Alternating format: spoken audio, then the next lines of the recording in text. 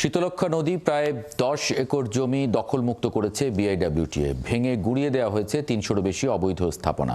সকাল 10:30টার দিকে নরসিংদীর পলাশ উপজেলার ঘোড়াশালের শীতলক্ষ্যা পাড়ের এই উচ্ছেদে অভিযান চালায় বিআইডব্লিউটিএ।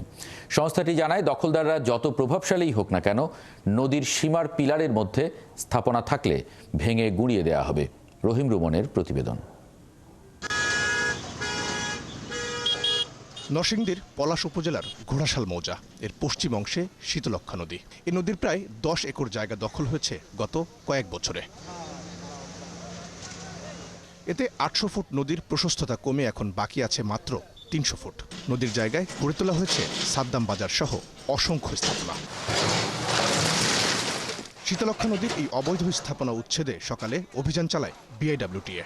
ব্যাংকের থেকে টাকা 2-3 লাখ টাকা লয়ে ব্যবসা করে আজকে আমার ব্যবসার প্রতিষ্ঠান ভেঙে নিয়ে গেছে। লক্ষ লক্ষ টাকার মাল ঘরের মধ্যে এইভাবে কোনো সময় মানুষ ধ্বংস করছে না। আপনি হিসাব করেন 300 দোকান হলে কত হাজার মানুষ ক্ষতিগ্রস্ত হয়েছে। নদী দখলমুক্ত করায় স্থানীয়রা খুশি হলেও ক্ষোভ জানিয়েছেন ব্যবসায়ীরা। সীমানার পিলারের ভিতরে আর ঘর বাড়ি ঘর সবকিছু ভাঙিয়ে দিতেছে, কোনো কিছু বাধা বিদ্বেষ মানতেছে না। আমাদের জায়গা লয়ে গেল, আমরা জামু কই? আপনারা দেখেন আমরা বাইদা মানুষ। আমাদের দলিল করা জায়গা কি হালাংবে? এটা ভূমিও খাজনা নিতেছে, নদীও ভাঙতেছে, ভূমিও কইতেছে ভাঙবে না। তা আমরা জনগণ কইতাম। বিআইডব্লিউটিএ কর্তৃপক্ষ বলছে, পর্যায়ক্রমে উচ্ছেদ করা হবে দখল হওয়া সকল জায়গা। দখলদাররা যতই শক্তিশালী হোক না কেন, ছাড় দেওয়া হবে না। ইতোপূর্বে কিন্তু আমরা অনেক বড় বড় স্থাপনায় উচ্ছেদ করেছি। সেখানে মহামান্য হাইকোর্টের নির্দেশনা যে ছোট বড় প্রভাব প্রতিপত্তি, জাতি ধর্ম বর্ণ নির্বিশেষে আমাদের এই উচ্ছেদ অভিযান। দিনভর উচ্ছেদ কাজ ঠিকমতো চললেও দোকান মালিকদের বাধায় দুপুরের পর বন্ধ হয়ে যায় বিআইডব্লিউটিএর অভিযান।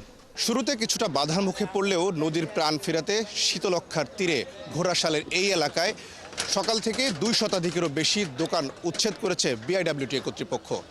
তারা বলছেন, নদীর প্রাণ ফেরাতে যতদিন প্রয়োজন ততদিনই চলবে তাদের এই উচ্ছেদ অভিযান। তবে ভুক্তভোগী দোকান মালিকরা বলছেন, তাদের পাশে রয়েছে বড় বড় শিল্প প্রতিষ্ঠানের নানান রকমের অবৈধ স্থাপনা। প্রত্যাশা জানান যেন উচ্ছেদ করা হয় সেসব স্থাপনাও। রহিম রুমন, 71, ঘোড়াশাল, নরসিংদী।